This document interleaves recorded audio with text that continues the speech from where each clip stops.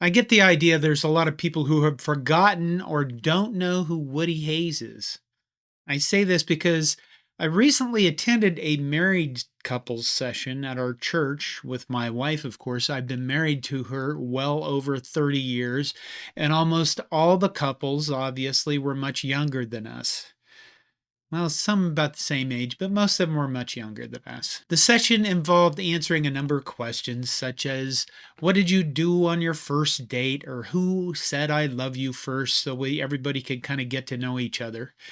Now, on our first date, I took my future wife to the incredibly romantic movie Apocalypse Now.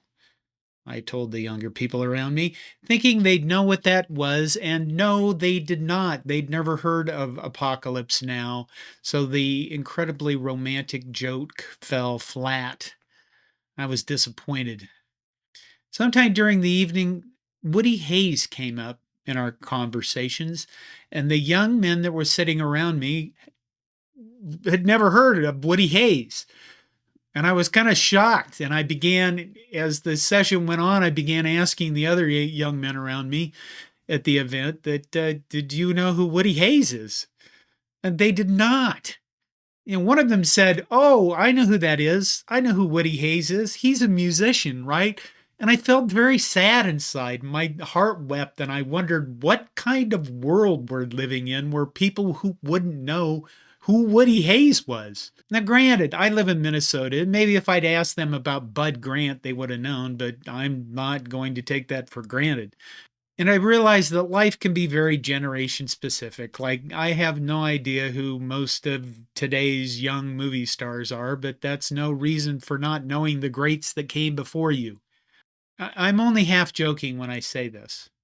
Don't you think people should know who Woody Hayes is just like they know who George Washington is? And not just Woody Hayes. Woody Hayes is just an example because I did the recent video about him. What about like Paul Bear Bryant or Walter Camp or Pop Warner as a football coach instead of just an organization? Amos Alonzo Stagg, Duffy Daugherty, the coach who actually integrated football. All of these great coaches and players and things in the past. Don't you think they maybe, I don't know, maybe be taught in school? Okay, I wouldn't go so far to say that college football history should be taught in schools. It'd be interesting as a course, but we sure as hell seem to have lost most of it.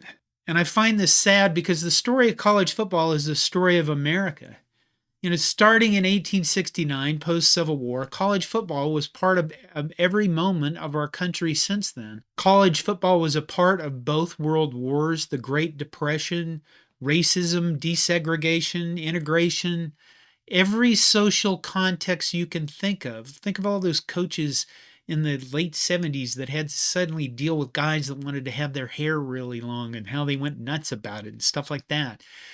Life in 1869 was fairly simple compared to today, and so was football. And as life's complexity has increased, so has everything about the game. Unfortunately, our history of the game has been pared down to these are the biggest hits, and these are the greatest games, and these are the greatest players.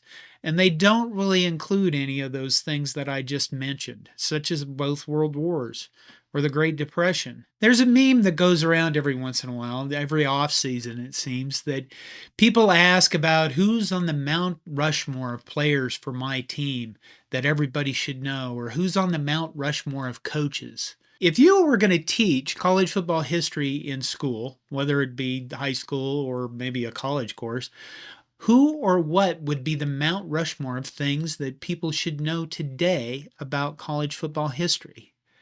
Let me know in the comments section, because I'm interested what your thoughts are. I know kind of what I want to do. I want to do videos about all those things I previously mentioned, and obviously plenty more. I'll be doing things about greatest players and greatest coaches, obviously. I've already done some. But I want to fix this problem of not knowing where this sport came from, even if I'll be mispronouncing everyone's names along the way. And you can help. So let me know what your Mount Rushmore of topics would be for college football history.